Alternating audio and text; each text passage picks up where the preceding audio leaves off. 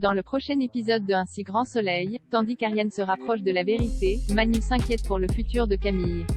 Attention, les paragraphes qui suivent contiennent des spoilers sur l'épisode d'Un si grand soleil diffusé demain soir sur France 2. Si vous ne voulez rien savoir, ne lisez pas ce qui suit. Vendredi 26 novembre dans Un si grand soleil. Ariane se rapproche de la vérité à la suite des révélations de Joël. Élise et Yann se rendent à l'hôtel pour enquêter sur Ludo. La réceptionniste de l'établissement confirme alors que le soigneur est un habitué des lieux. Plus tard au commissariat, Ludo n'a donc pas d'autre choix que de confirmer qu'il est escorte depuis plusieurs mois. Cependant, il couvre Alix en faisant croire à Élise que la quinquagénaire lui a juste présenté certaines de ses amies sans jamais avoir touché d'argent, et de préciser qu'il a mis fin à son activité quelques jours plus tôt. Lorsque la policière sous-entend qu'il pourrait être le maître chanteur pour arrondir ses fins de mois, Ludo jure qu'il ne ferait jamais une chose pareille. Par la suite, Élise et Yann interrogent Alix. Une fois encore, cette dernière nie les faits et va même jusqu'à prétendre que Joël cherche à se venger parce qu'elle a mis fin à leur relation. Agacé, Yann conseille Alix d'arrêter de mentir tout en lui rappelant que quelqu'un est en train de faire chanter ses clientes. En vain. Peu après, Alix retrouve Ludo et se plaint à l'idée de perdre son business à cause de Joël. Le soigneur lui fait alors remarquer qu'il risque gros lui aussi, notamment avec la femme qu'il aime.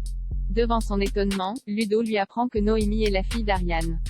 Alix lui conseille donc de lui parler avant qu'il ne soit trop tard mais il n'y parvient pas car il sait qu'elle va souffrir à cause de lui. En parallèle, Noémie appelle sa mère pour la prévenir que son petit ami l'emmène en Camargue pour le week-end. En entendant son prénom, Ariane la questionne immédiatement sur le physique du jeune homme. Après la description de sa fille, Ariane semble avoir compris qu'il s'agit certainement de Ludo et lui demande de lui envoyer une photo. Manu s'inquiète pour le futur de Camille dans la matinée. Camille essaie de convaincre son père de la laisser partir en colo avec ses amis. Malheureusement, Manu estime qu'elle ne travaille pas assez bien. Au lycée, Camille se plaint de son père auprès de ses camarades. À cran, elle s'en prend même à Steve qui la bouscule sans faire exprès. Pendant ce temps, Eve et Virgile travaillent sur un projet de camping 5 étoiles.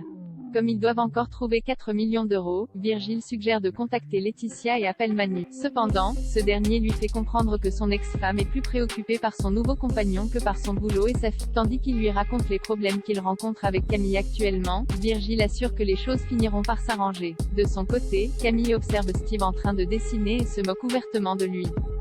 Pour leur part, Kira et Lucas décident d'aller lui parler et le questionnent sur son travail. Steve indique alors qu'il est graffeur et qu'il travaille actuellement sur un projet.